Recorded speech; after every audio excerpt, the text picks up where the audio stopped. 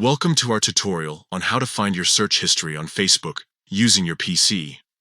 With the recent update, Facebook has made it easier than ever to access this information. Let's dive right in and walk through the steps together. First, open your preferred web browser and navigate to facebook.com. Make sure you're logged into your account.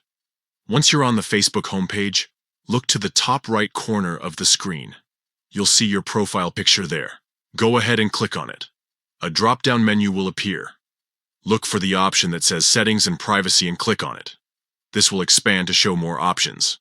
From here, select Activity Log. Now you're in your activity log, which shows a comprehensive record of your Facebook activities.